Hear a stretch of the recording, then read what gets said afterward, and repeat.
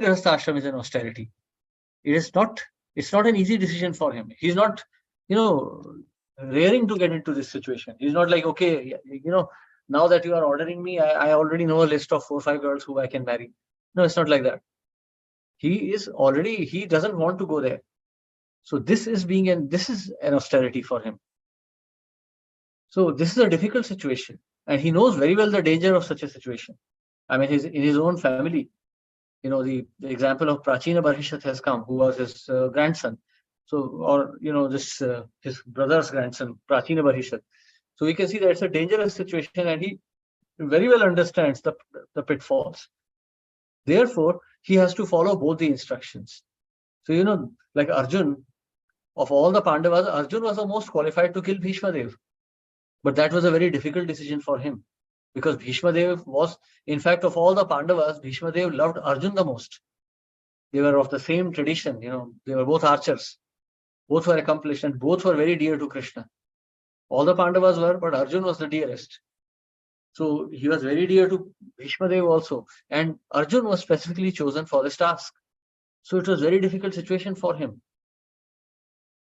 So likewise, for Priyavrat is the most situated, is the most qualified for this particular task, because he is detached. He's not like Prachina Barhishat or any other king. He's not, or his own grandson, Maharaj Anga, his son Anga. So you see, he is completely detached from this situation. And that is the reason of his hesitation also. He doesn't want to become attached. And that actually is like the sign that he is the most qualified. So therefore, he has to obey both the instructions. So now you see, as Lord Brahma would explain further this instruction to get married, we'll see what is the exact narrative here. Hare Krishna. Yes. So now there's also one very subtle aspect that is not mentioned, but you should have seen this. See, here it is mentioned, Bhoktaram Yagyatapasam Sarvaloka Maheshwaram. Very interesting point here. What is the reason for Priyavrat's hesitation? Brahmaji, yes, on Friday we were discussing this. Brahmaji said, do not be jealous of the Supreme Personality of Godhead. Why did he use that specific instruction? Why did he give that specific instruction? And what is the exact cause of hesitation? Or what is the exact cause of his hesitation here? His hesitation is that he doesn't want to enjoy, thinking that he will be entrapped by Maya. It is not a question of his enjoyment or suffering. Everything belongs to Krishna, and that is one understanding he still needs to have. That's why Lord Brahma is giving him this instruction. For an unattached personality, there is no question of disobedience to the Supreme Lord. Maharaj Yudhishthir was also attached to his piety of never speaking a lie, and therefore he had to see hell. Maharaj Yudhishthir was attached to the concept of not telling a lie rather than to serving Krishna. That's an example. So here also Maharaj Priyavrat is more attached to his renunciation because he thinks that household life is meant for his enjoyment. So therefore, that is still not complete maturity in devotional life. So are you getting the subtlety here? Srimad Bhagavatam is a very subtle scripture. So if you read it carelessly, you will miss out all the subtext which are mentioned here. So when you are reading the Srimad Bhagavatam, you have to think very deeply. Think what you read in the Bhagavad Gita, think what you read previously, and try to connect the dots. So Maharaj Priyavrat's hesitation is due to his consciousness of being the enjoyer. He fears Maya because he thinks he is the enjoyer. So you see, Maharaj Priyavrat is not a fallen soul like us, but there is that last bit of surrender which is still needed. Krishna will push his devotees to the limit. The gopis were pushed to the limit. Pandavas were pushed to the limit. Now here we see Priyavrat is also being pushed to the limit. That is devotional service. Hare Krishna. Yes, any questions or comments here? Hare Krishna, Prabhuji. One more thing. Dandat Pranam. Yes. Prabhuji, Narad Muni, it appears that Narad Muni was instructing him towards a renounced life, and Brahmaji was telling him about Grahastha life. But Narad Muni, being a pure devotee of the Lord, wouldn't he also know what actually is the Lord's wish? This particular pastime is the Lord's wish. So Narad Muni is also like an actor on the stage. Narad Muni knows what is going to happen. He's Trikaladarshi. So he's giving the right instruction. He's not cheating. But he's giving this instruction so that this dilemma gets created. And then people like us can benefit from it. Narad Muni very well knows what's going to happen. Okay. One more question. But this is from text 5, the purport. Because it is more or less in connection only. That then the purport it's written that sometimes, however, the Supreme Personality of Godhead or his devotee desires to impede one's devotional service. For example, Hiranyakashipu and Hiranyaksha, the example is given. But now we also know that whatever is the Lord's desire is fulfilling that desire's actual devotional service and not speculating and all that. That is what Arjuna was doing. He finally, when he understood the Gita, he gave into the Lord's desire, not thinking what he is feeling. So then how can this actually be an impediment? Because Jaya and Vijay were actually fulfilling the Lord's desire only. So they were performing devotional service only. Then how is this called as an impediment? It's an impediment to their service. I mean, Hiranyaksha, like his activities weren't exactly exalted. Or Hiranyakashipu, they were for the pleasure of the Lord. But Prabhuji, it's according to the Lord's wish, no? Because the Lord wanted, they are doing it. They are not doing it on their, because they are envious of the Lord and they want to fight with him. They are covered by Maya. There's an apparent impediment. Of course, you see, even if we go by that count, even Duryodhana and Dushasan were actually devotees only. Prabhupada has mentioned that very clearly. Explicitly, he mentioned that, of course, all of them are Dhritarashtra, Duryodhana, Dushasan, Shakuni, they're all devotees. Otherwise, they won't be allowed to participate in the Lord's Leela. But it is still an obstruction because the devotee himself is not deriving any pleasure out of it. Hiranyaksha was really angry at the Lord. He was not like happy. He was not playing he was playing a role, but his consciousness was completely covered over. Hiranyakashipu was seriously envious of the Lord. His consciousness was seriously covered over. So for that duration, Jaya and Vijay, when they took birth, those 3 births, they really were enemies of the Lord. So it is an apparent impediment by the desire of the Lord. But it is an impediment nonetheless. I mean, they are not able to render their loving devotional service to the Lord. Means we can say it's an impediment according to the definition of pure devotional service. Yeah, from the perspective of the devotee. Of course, the Lord is completely unaffected by any such things. Or we see the example of, Bhishma Pitama. Bhishma would have given a choice. He would have never fought against Krishna. But that was Krishna's desire. And he mentions that explicitly, that I wanted to see Krishna as a warrior covered with dust. So that was like the perfection of life. So in the end, devotee benefits, but it does appear as an impediment.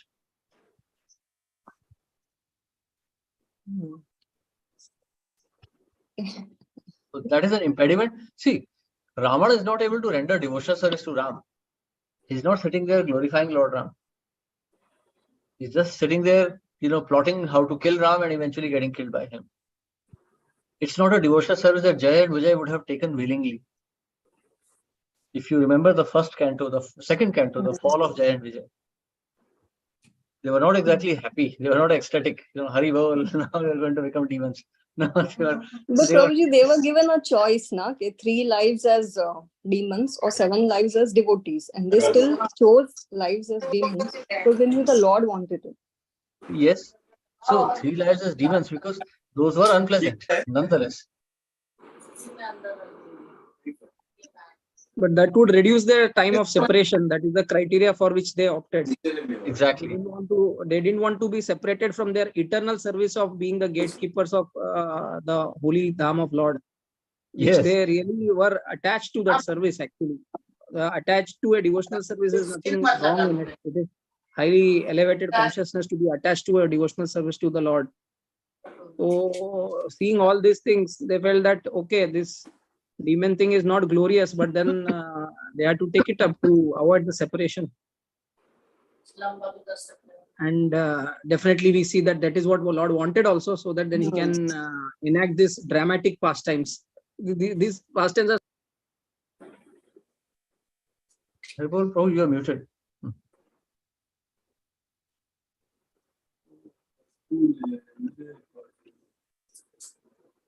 Yeah. Yes, Prabhu. Now you can talk. Sorry, Prabhu. Yeah.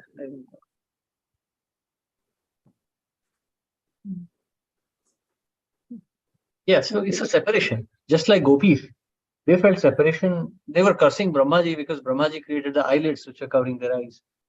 So they couldn't bear the momentary separation from Krishna. So the devotee doesn't want that kind of separation, even though it is Lord's desire. It is not very desirable for the devotee, but he accepts it. What is that? Ashlisya va padatam pinashtumam adrishnana marma hata karotuva. So this is separation from the Lord, not something desirable. So Priyavrat is also thinking like that. But still, it is not very exalted because this is the desire of the Lord. Jay and Vijay were also not happy to be separated, but they had to be separated. So the point separation is and loving devotional service that way, because they were face to face with the Lord. So devotional service means loving devotional service only. There is no other devotional service. So this is a separation, and no devotee desires it. But if it has to be done, it has to be done. So Pandavas were also not very happy to see Krishna go away to Dwarka. I mean, Kunti Maharani, prayers of Kunti Maharani, what is that? They are prayers in separation only. Kunti Maharani is not happy to see Krishna go away. But Krishna is going away. That's it. I mean, his job is done. He's going. And Kunti Maharani is not at all happy with that. So that is a slightly different. Actually, that case is similar to this one. Here also, Priyavrat Maharaj is going to enjoy heavenly kingdom. But he doesn't want that. There, Kunti Maharani is also going to become the empress of the world. But she doesn't want that. अरे जरा इनको प्रणव प्रभु इनको जरा mute कर दीजिए, बहुत आवाज कर रहे हैं. ये अंदर घुसा हुआ है. Thank you. Yes. So you see, this is very subtle. These nuances of devotional service are very subtle. Yes, Prabhu. But one more perspective just came to mind. You can correct me, Prabhuji. That the take-home message that we can learn from this exalted devotees in a very precarious situation, which seemingly feels like they are going to a very tough time. In our own, according to our level of consciousness, even what we are living, like we have to follow this, understand these instances, and take up that message which is given in Bhagavad Gita, instruction given in Bhagavad Gita, that living in this world, but being not of this world. So living in this world, being not of this world, okay, we somehow we may have aspired at some point of time, but now at least we should not think that, oh, being a mother, being a father, or being a brother, sister, or being a son or daughter is a very glorious thing. Okay, many people, even being devotees, we feel like, oh, this is something very glorious. We have to just do it very meticulously, but just for the sake of doing as a duty, and just focus on really be determined to reach or determined to purify ourselves to attain Godhead. So that should be like very much to what these devotees in the heart are they are feeling. So what is their consciousness of the devotees is like they're desperate to attain Godhead. They don't want to at any cost lose any time. Yeah. So for us also, at our levels, that may be very big things. At our own levels, it is like whatever relations we have in this material world, we may have to, yes, we'll be totally entangled in these relations, but then we'll have to do it as a just as a duty. So our test will be like how much we are doing it as a duty or how much we are attached while doing this activity. See, that's the whole point. You see, a pure devotee cannot tolerate separation from the Lord, and yet sometimes he has to accept it. The acharyas, they accept the separation from the Lord when they're living with the materialistic people. And so many times acharyas have even expressed it, that that this material world is an unpleasant place.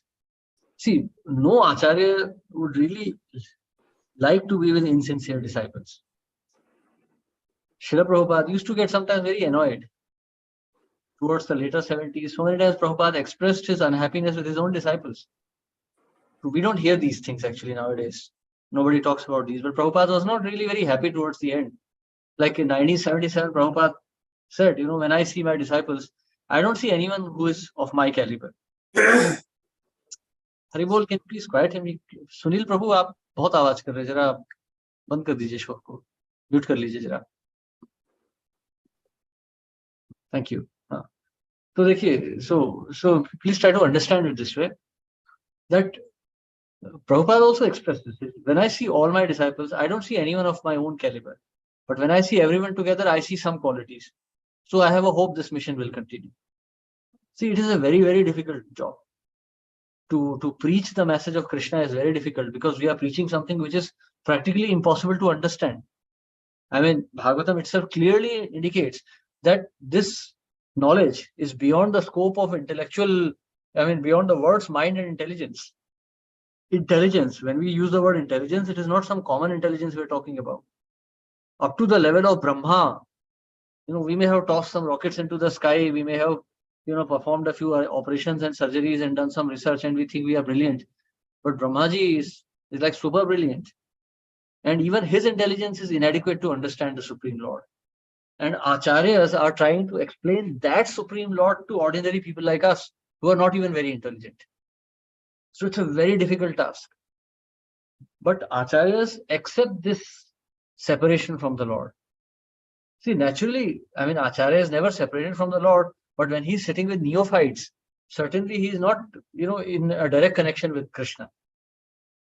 So many, if you read the accounts of disciples of Srila Prabhupada, you'll see that Prabhupada would sometimes go into inner meditation. Chaitanya Mahaprabhu would go into his inner consciousness. So there is external consciousness. Like Prabhupada would explain that sometimes his son has to go out to work. So it is like that. So a devotee, even a pure devotee, when he's traveling in this world, when he's meeting with the opposing elements, atheists, Mayavadis, Sahajiyas, he's also finding it very unpleasant. If you go to the market and someone is abusing your father, it is very painful for you. So when you come into this world, you are a pure devotee and you realize that people are atheists, they are cursing Krishna. Then a devotee also feels hurt. But he accepts that as a service. So it is unpleasant. But a devotee accepts this. Like Prabhupada also says, when Krishna was sending me, I was very unhappy. I said, no, I don't want to go there. So that's the situation. But that's a service that goes on. Of course, that appears as an impediment. So there cannot be any impediment to pure devotional service. Apiche suduracharo bhajate mam ananya bhag. Continuous worship. So obviously, there is no impediment to devotional service, but apparently there is. By the will of the Lord, the devotee's devotional service appears to have been stopped or covered over. So that is, for Lord, it doesn't make any difference, but for the devotee, it is a painful separation. So Priyavrat Maharaj here is also engaged in continuous meditation on the Supreme Lord, and now he feels that meditation would be broken. So here Brahmaji is actually explaining a much higher principle, that my dear Priyavrat, it is not just about your pleasure, it's also about the pleasure of the Lord. So you have to accept this austerity. Hare Krishna. Yes, does that answer your doubt, Prabhu? Yeah. Thank you so much, Prabhuji. It's a very nice discussion to discuss on this topic, actually. Yes.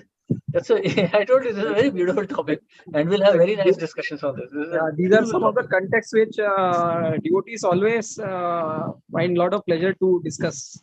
Conflicting situation, but still the message is still as important as possible, and really it increases our faith on what is the actual. Yeah.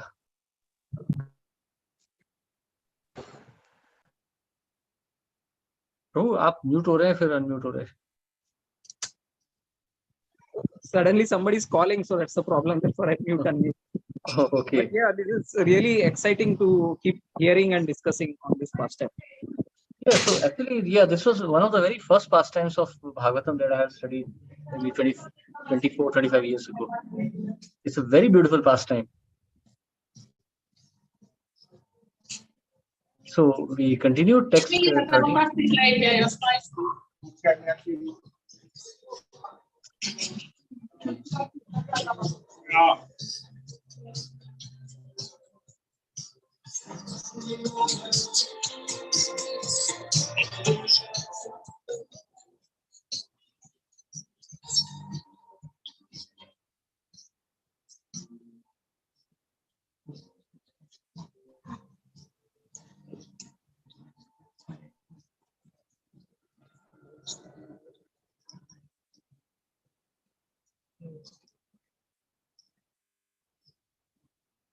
Yeah. So shall we continue text 13? Bhavaya nashaya cha karma kartum shokaya mohaya sada bhayaya. Shokaya mohaya sada bhayaya. Sukhaya dukkhaya cha deha yogam. Sukhaya dukhaya cha deha yogam. Avyakta dishtam janatanga dhatte. Avyakta distam janatanga datte. Yes. Yes, Prabhu. May I read, Prabhu? Okay, you can read. Yeah. Translation. My dear Priyavrata, by the order of the Supreme Personality of Godhead, all living entities accept different types of bodies for birth and death, activity, lamentation, illusion, fear of future dangers, and happiness and distress. Purport. Every living entity who has come to this material world has come here for material enjoyment. But according to his own karma, activities, he must accept a certain type of body given to him by material nature under the order of the Supreme Personality of Godhead. As stated in Bhagavad Gita 3.27, Prakrite Kriyamanani Gune Karmani Sarvashaha. Everything is being done by Prakriti, material nature, under the direction of the Supreme Lord. Modern scientists do not know why there are variety of bodies in 84 lakh forms. The fact is that all these bodies are ordained for the living entities by the Supreme Personality of Godhead according to the living entity's desires. He gives the living entities freedom to act as they like, but on the other hand, they must accept a body according to the reactions of their activities. Thus, there are different types of body. Some living entities have short durations of life, whereas others live for fantastic durations. Every one of them, however, from Brahma down to the ant, acts according to the direction of the Supreme Personality of Godhead, who is sitting in everyone's heart. As confirmed in Bhagavad Gita 15.15, Sarvasya chaham hridi samnivishto matta smritir jnanam ohanam cha. I am seated in everyone's heart, and from me come remembrance, knowledge, and forgetfulness. It is not a fact, however, that the Supreme Personality of Godhead gives direction to certain living entities in one way and other living entities in another way. The truth is that every living entity has a certain desire, and the Supreme Lord gives him a chance to fulfill it. The best course, therefore, is to surrender unto the Supreme Personality of Godhead and act according to his desire. One who does so is liberated. Thank you, Prabhu. Hare Krishna, thank you. So by the order of Supreme Personality of Godhead, all living entities accept different types of bodies for birth and death, activity, lamentation, illusion, fear of future dangers, and happiness and distress. Ahara nidra bhaya maithun. So this is included. Like all these activities are included in that. Living entities accept different types of bodies by the order of the Supreme Lord. So, like if you want to travel, for example, if you want to travel from, say, Finland to Calcutta, you need to travel to Delhi or Bombay and then go to Calcutta. There is no direct flight. So even if you are a millionaire, you have to travel to Delhi, get down at Delhi, take another flight, and then move to Calcutta, or take a train or whatever. But you can't just go directly. So just like that, there are different varieties of desires that every living entity has. And based on those desires, he is given a particular type of body. So the body, and according to the body, he also acquires a particular type of nature. Now, if you just think of it soberly, there are, hideous creatures like millipedes, centipedes, earthworms, and there are souls who have that kind of desire, and they have been given that particular type of body. So Krishna is also saying in the Bhagavad Gita, Bhramyami sarva bhutani yantra arudani mayaya. They are traveling in this material world on an instrument made of Maya. Yantra arudani mayaya. So Bhramyami sarva bhutani. They are traveling within this world. So in this verse, Srila Prabhupada here explains, Sarvasya chaham hridi sannivishto mattaha smritir jnanam apohanam cha. So from Krishna comes memory, knowledge, and forgetfulness. Forgetfulness of one's true identity, memory of sanskaras, previous lives, and jnanam, knowledge. A monkey is also quite knowledgeable. Every creature has enough knowledge to conduct his lifestyle. So they're getting particular types of bodies. So you see, living entities are being directed by the Supreme Lord. Prakritihe kriyamanani. Material nature is acting. And it is acting under Lord's instruction. Mayadhakshena prakriti suyate sacharacharam. So the material nature is acting under the instructions of the Supreme Lord. And Supreme Lord within the heart of the living entity is also directing the living entity. Like a small ant falls into a river. The flow of the river is also guiding the ant. The ant is also, beating its hands and legs, and she's also conducting her course. So the Lord is also within the heart, he's motivating the living entity, and externally as Prakriti, he's shaping his life also. So in this way, the Supreme Lord is directing the actions of all living entities. So, but as soon as the living entity attains a particular type of body, he also attains that nature. It's like a fitting, he just fits into that particular type of nature. Like you fit into the flight. And then once you are inside the flight, you behave like the flight. You are traveling at 40,000 feet. You are traveling at 800 kilometers per hour. Then you don't have a choice. You have taken your choice to enter into the plane, but you don't have a choice when the plane starts flying. So just like that, you enter into the material world because you desire to achieve some objective, but as soon as you are given a body, you are bound by the laws of the body. Like we see so many examples. There's one example of this king, which is going to come in the later cantos. This king who mistakenly kills a Brahmana and is cursed to become a Rakshas. As a Rakshas, he develops an insatiable appetite for eating human flesh. Now, a pious king, out of mistake, he takes the body of a demon, a Rakshasa, but he has to become a man-eater. So he acquires that taste. So by some consciousness, we are guided in one particular direction, but once we are put into that body, we take the consciousness associated with that type of body. So in this way, the Supreme Lord is guiding the directions of all the living entities. So every living entity is acting by the will of the Supreme, by the direction of Supreme Lord. His own desire is only taking him up to the point of attaining a particular type of body. Beyond that, it's all the actions of Maya, Prakriti. Hare Krishna. Yes. So any questions or comments here? Hare Krishna, Prabhuji. Like one thing, one gets a particular body depending upon the desire. But then we also know that in animal and plant kingdom, there is like gradually from one species to another, certain cycle is followed till you reach the human life. So does that mean that the desires of this particular entity also occurs in, is it the same for everybody? Okay, they are naturally graduating from this particular species to the next and then to the next.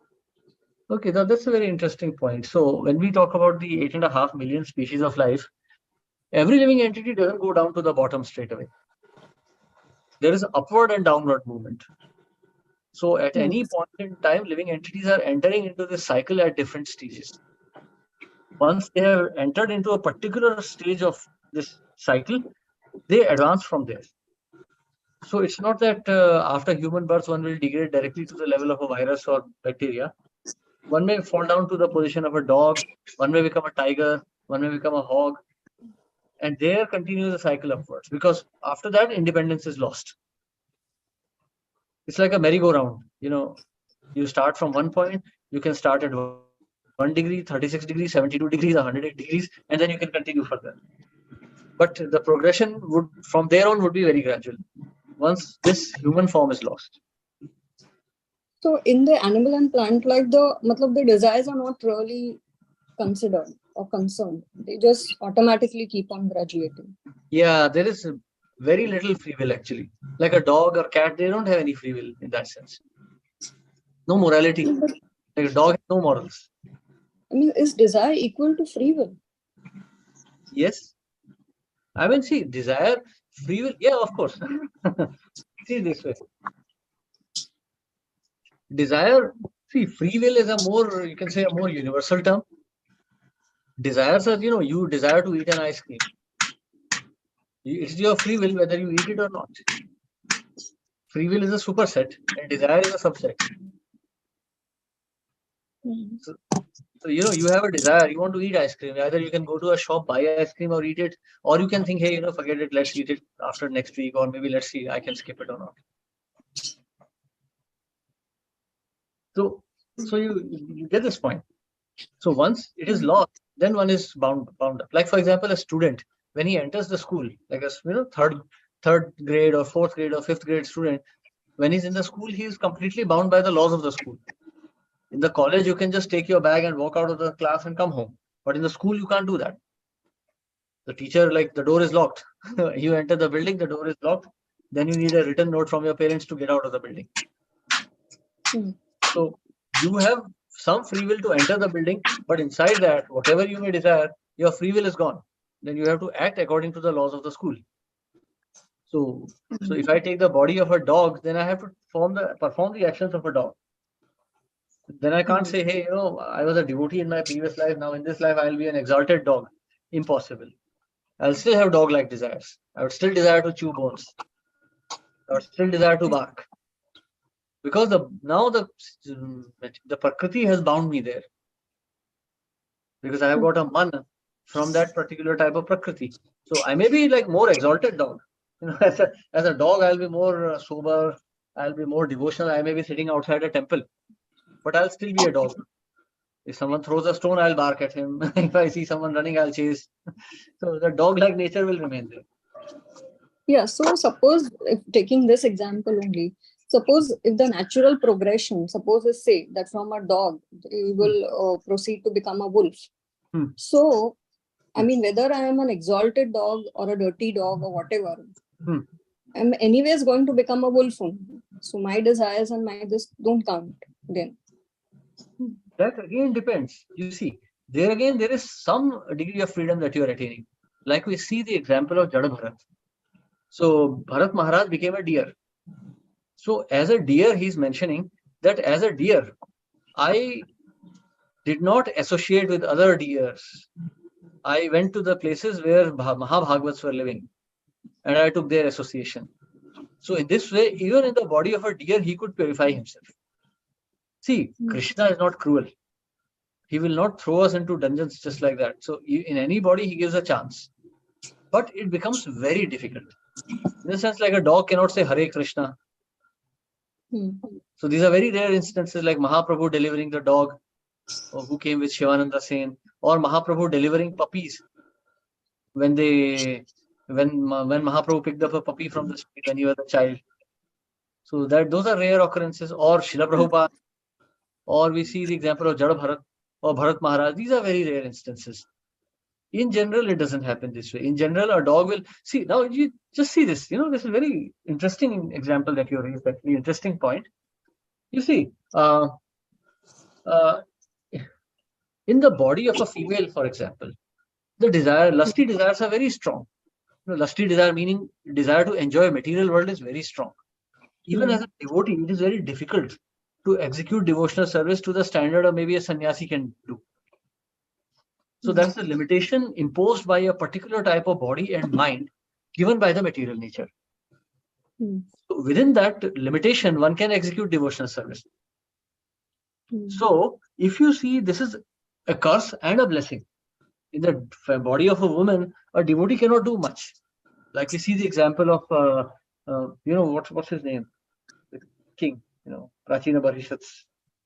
What is that name of the king? Puranjan. We see the example of Puranjan. As a king, he could do so much, but he didn't do. So when he got the body of queen, then he had only the choice of serving Malay Dhwaj. He was stuck there. But he did that. Okay, he understood. Okay, now I'm here because of, he remembered his past life and immediately lamented that now I'm in this position. So he followed the dharma of that particular position very strictly and attained perfection. So even though his position was degraded, he still attained perfection. So the body of a dog, for example, yeah, I can go to the temple and hope that some devotee may take mercy on me. Like Prabhupada. Like once Prabhupada was in US, I think. Yeah, he was in US. And one kitten started making a lot of noise. So Shyam Sundar Prabhu drove that kitten away and the kitten came back. It happened 2-3 times. And then Prabhupada said, open the door and let him in. And the kitten came running. He came and he started licking Prabhupada's feet. And Prabhupada let him do. Prabhupada just rubbed him a little bit and then he said, okay, now that's enough. And then Shyam Sundar Prabhu dropped him out and then the kitten went away. So that's extraordinary mercy. But, it's not that every cat will get that mercy. Not that every kitten in the world got mercy of Srila Prabhupada. So it's a very dangerous situation. So there is possibility, but that possibility diminishes. So one can attain perfection, but it becomes more difficult because even if say a cat was some, very exalted devotee, he still had the nature of a cat. He couldn't stand there and, say, Jayom Vishwapad Paramhans Parivradik. He couldn't say that. He just could meow and lick the feet of Prabhupada. Now, Prabhupada's disciples are not licking his feet like that. So, so there are limitations, but that's also a good thing. Like we see the example of Puranjan Maharaj as the princess of, as Amravati, as princess of Amravati, he still remembered his past life and he could surrender helplessly to the Lord. That, oh my Lord, now I'm in a completely fallen position. Now I'm helpless. So he could dedicate his life more to Krishna. He could feel more helplessness, which is the real perfection of spiritual life, by the way. To think that I am capable of doing something, that's actually a sign of fall down. So if a devotee it is like a mercy of the Lord only, Prabhuji, because the Lord is giving you a body which is appropriate to your level, what you can execute. Yes. So sometimes, sometimes the devotee has a slightly more exalted consciousness and he can feel the misery of that body. So in that case, he feels more helpless. Ai Nanda Tanuja Kinkaram Patitam Mam Vishame Bhavam Budhav Kripya Tamapada Pankada Sthit Dhuli Sadrisham Vichintaya. That I have fallen somehow or the other. Now please deliver me. So yes, if a devotee can feel helpless, then any position is exalted. But that also means that he will still have to undergo the miseries of that particular type of body.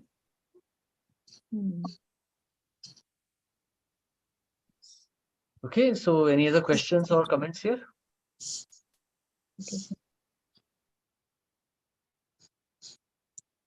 Okay, if not, then we stop here. Thank you very much, everyone. Hare Krishna. Srila Prabhupada ki Jai. Jai. Thank you, Prabhuji. Hare Krishna. Hare Krishna. Thank you. Hare Krishna. Hare Krishna. Thank you, Prabhu. Krishna. Hare Krishna. Thank you very much, Prabhuji. Dandavat Pranam. Hare Krishna. Thank you. Dandavat Pranam. Hare Krishna, Prabhuji. Thank you. Dandavat Pranam. Dandavat Pranam, Prabhu. Hare Krishna. Hare Krishna. Hare Krishna.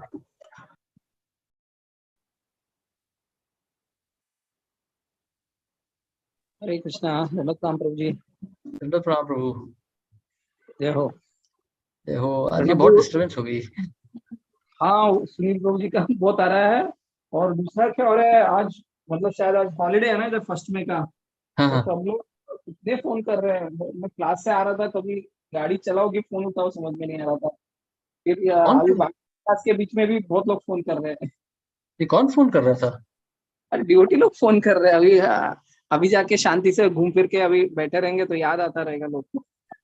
बोलो भागवतम पढ़ो, गीता पढ़ो, क्या ये बच्चों की तरह gossip कर रहे हो फोन लगा लगा के? क्या पढ़ते नहीं है जो, अभी खाली है तो फिर फोन करते हैं, क्या करें। आता नहीं है तो फोन एक एक दो दो महीना तक आता नहीं है। मेरा फोन आ रहा है, अभी क्या हो रहा है, ठीक है। लेकिन अभी उनको हमारी सिचुएशन है, ऐसा कुछ तो ऐसा नोटिफिकेशन रहना चाहिए, कोई फोन करेगा तो एक्चुअली बिजी फॉर 1 आवर करके ऐसा जाना चाहिए। उसका भी लगता है कि लोग व्हाट्सएप कॉल भी करते हैं, ये भी करते हैं, कुछ ना कुछ तो होता ही होता है। हाँ, यदि घर पे है तो लैपटॉप से ज्वाइन कर लीजिए प्रभु, फिर ये नहीं होता, फिर ये वो कट नहीं होता है कॉल। हाँ, वही वही वही करना है, लैपटॉप से ही करना है। वो घर पे टाइम पे पहुंच के लैपटॉप ऑन करना, ऐसे ही है। लेकिन ये बहुत अच्छा पास टाइम चल रहा है। ये इसके वाला ऊपर बहुत प्यारा पास टाइम है। इसके ऊपर पहले भी बहुत बार डिस्कशन होते थे मंदिर में, मुझे याद थे कि हाँ, क्लियर का कन्वर्सेशन से आपको क्या समझ में आया। मतलब नारद मुनि एक बोल रहे हैं, ब्रह्मा जी एक बोल रहे हैं, दोनों महाजन है, दोनों आचार्य है। तो अभी how to understand, actually how to understand नहीं, एक्चुअली प्रभुपाद एक एक स्टेप में एक्सप्लेन करते जा रहे हैं। एक्चुअली आप ध्यान से एक एक पढ़ेंगे तो एक्चुअली प्रभुपाद ने आंसर दे दिया है उधर। तो कुछ हाँ, प्रभुपाद कुछ छोड़ते नहीं है डाउट के लिए। अभी जैसे हम लोग डिस्कस कर रहे हैं, अभी नेक्स्ट पर्पट आता है तो उसमें और डाउट क्लैरिफाई हो जाता है।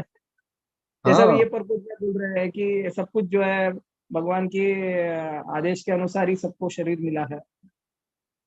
तो मेरा मन में वही चल रहा था, लेकिन एट द सेम टाइम ये भी बात है कि जैसे भगवत गीता में बताया जा रहा है, हमारे कर्म और हमारे गुण के हिसाब से हमें शरीर प्राप्त होता है। मतलब एक तरीके से फिर मुझे वो ध्यान में आ रहा था कि इट इज लाइक मैन